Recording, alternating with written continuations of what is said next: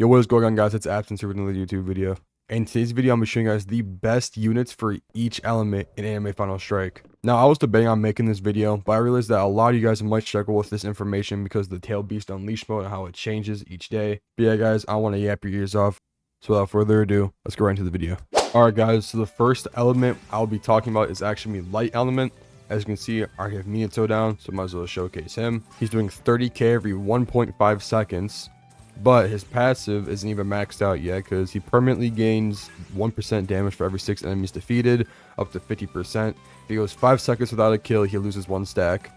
And then each attack increases his unit's damage by 2% and range by 1%, stacking up to 5 times. If this unit doesn't attack for 5 seconds, the bonus resets.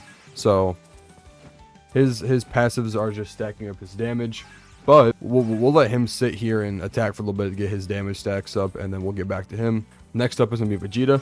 And the reason why is because he's 1, hybrid on placement, unevoed and evoed. 2, he has a nuke, and 3, his damage goes up. So, as you guys can see, his passive, for every 30 enemies defeated, Vegeta permanently gains a unique power in the boost in order. 50% range, 10% SP, and 20% damage. If Goku's in range, he gets 10% more damage. And then Saiyan, oh, they actually buffed Saiyan Sacrifice. It is 550% damage now. I'm pretty sure it was only 400 before. But we will also let him stack up to get his damage boosts.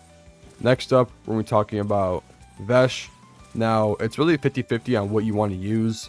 I'm going to showcase his cross form because his cross form got buffed and his gun form actually just got nerfed. So that kind of sucks. But passives, Stampede Sight, for every 10 range this unit has, he gets 5% boost with 25% damage. That's maxed out. And then he gets 3% crit per hit up to 100 until he lands a guaranteed crit. And then if he hits a crit, it goes down to 0. So he just stacks up his crit and gets his damage buff. But now let's talk about which one is the best. So in my opinion, I know a lot of you guys are going to say Vesh, but in my opinion, Minato is probably the best light unit for the pure fact that he attacks every 1 second. I'm pretty sure he is the fastest DPS in this game. He's hybrid and he's multi-hit, I'm pretty sure. So just look at how fast he's attacking. Just boom, goes in, goes in, goes in, goes in. He's definitely, I'm pretty sure he's like top 3 units in this game. I know a lot of you guys are gonna be thinking, oh, Vesh is better because he has 2 different modes. Vesh is really good, don't get me wrong, but that 8-second SPA kind of sells. And Vegeta, he's good, don't get me wrong too, but then his Saiyan Sacrifice, as you guys can see with his max buff, he's doing 52k, but in Saiyan Sacrifice, he does the nuke and it sells him. So it's good, but it's pretty expensive, and you can only use that nuke 1 time. But yeah, guys, that's it for the lights. In my order, it's going to go Minato's probably the best light unit. Obviously, if you guys need to take out airs, I would suggest either putting down Vegeta or Vesh first, and then maxing out Minato, because Minato is sadly not hybrid on placement. That is the only thing that sells them, though. As I stated, my order is going to go Minato, then probably Vesh, and then Vegeta. Alright, guys, next up we have Dark Element units. As you guys can see, I have 2 legendaries on my team, as we'll see why very quick. Obviously, first up, we have to showcase the man himself, Ichigo. So his bleed actually does 60% of his damage. As you guys see right now, he's doing 47k damage, but he's doing 28k. So he's doing about 70k right now with the bleed, and he has a nuke, and he has his Owl Protector. Now his nuke does 300% of his damage as true damage, and then unleashing a powerful Ray 2 Shockwave. He taps into his true potential, increasing his damage by 30% and range by 10% for 90 seconds. So this buffs himself, and this is a nuke. So as you can see with the buff, he's doing 62k, and then he's doing about 100k damage when he's in this mode because of the bleed. And obviously his nuke, it just 1-taps everything on the map, and this, unlike Vegeta's, doesn't delete him, so it's a lot better than Vegeta's in my opinion. Yes, Vegeta's does more damage, but it sells him. Alright, next up, now these are kind of be like 2 starter units, which is really good. The next really good dark unit I'm going to be talking about is going to be Blackbeard. Reason why is because once you get him into his Black Hole move, he gets full AoE, he stays his full AoE, and he slows enemies down, which is really good.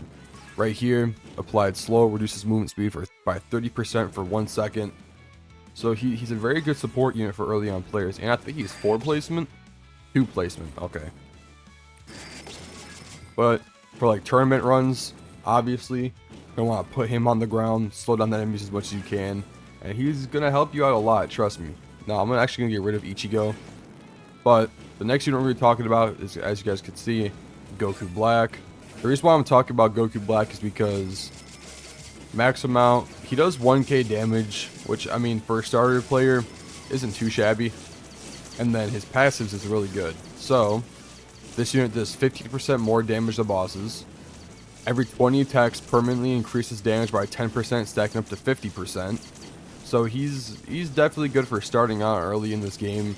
Obviously, Ichigo's a lot better, but Ichigo's also a secret unit that you have to evolve him into.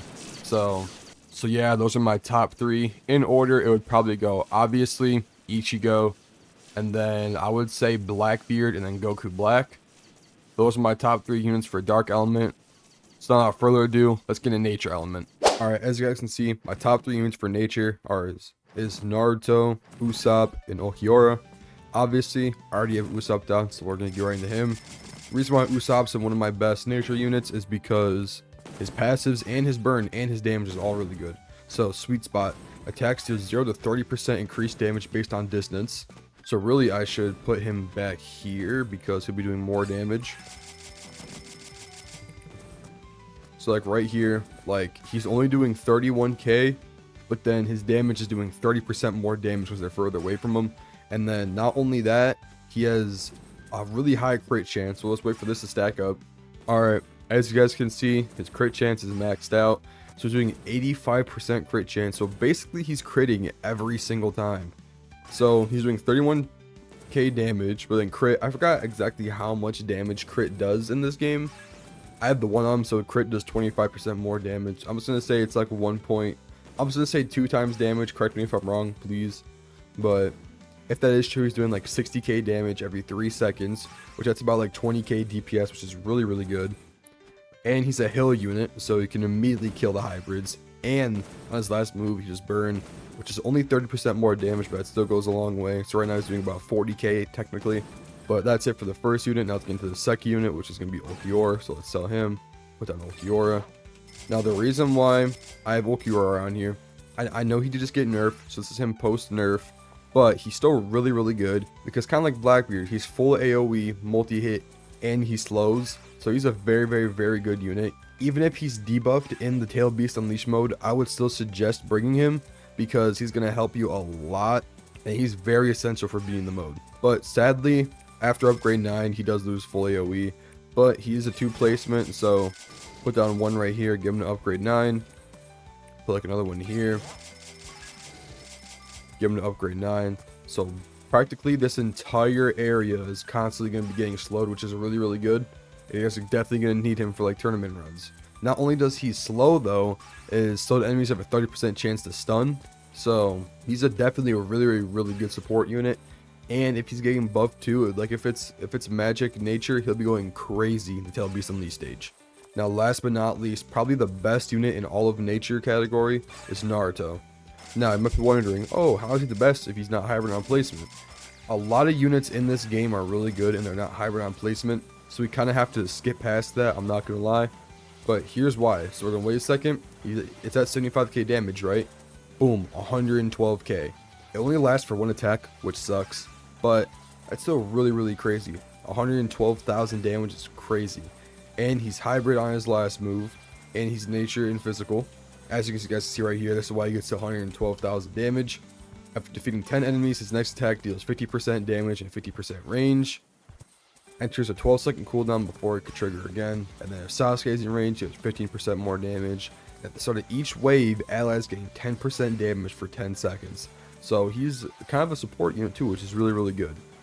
But that's my top 3 for the nature units. In my opinion, it probably goes Naruto, Usopp, Ulquiorra.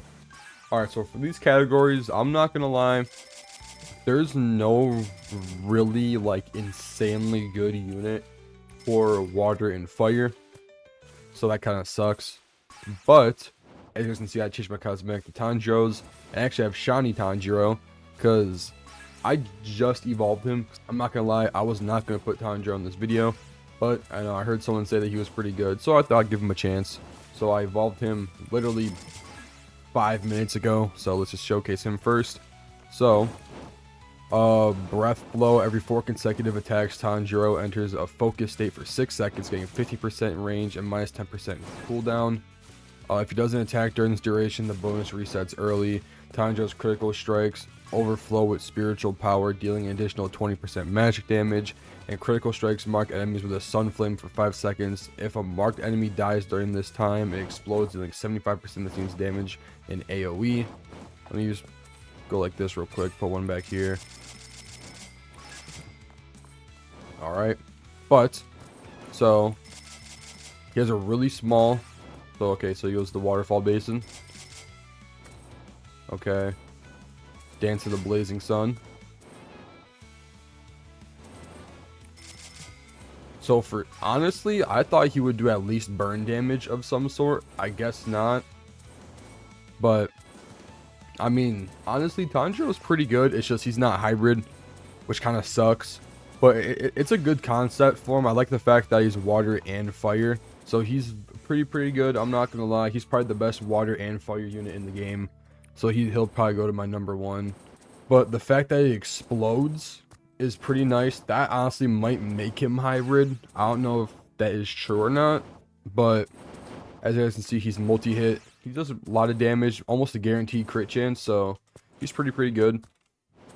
But now that we got Tanjiro out the way, next unit we'll be showcasing is Rengoku. Now, I do not have Rengoku evolved, as you guys can see, so, which is kind of shocking me because Rengoku is my favorite Hashira, so it kind of sucks that I don't have him evolved.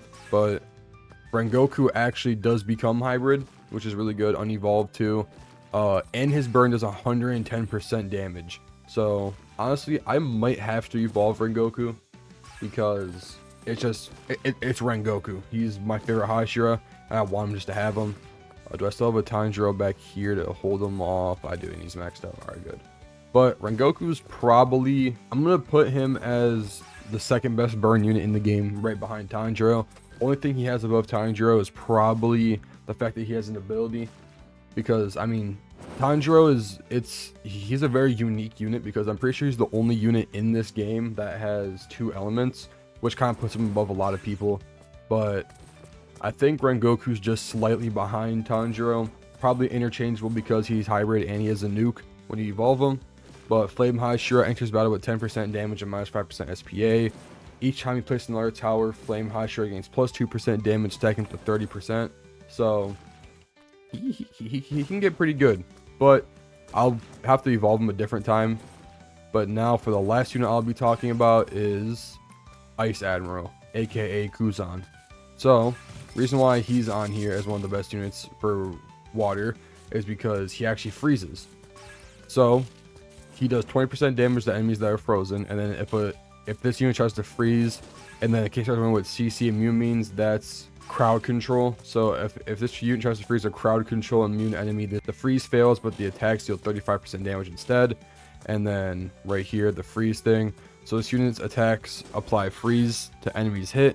Affected enemies are frozen for 2 seconds, preventing movement. So he's a very good support unit. I'm pretty sure if you evolve him, he gets full AoE, but I'll have to do that at a different time. But that is it for water and fire.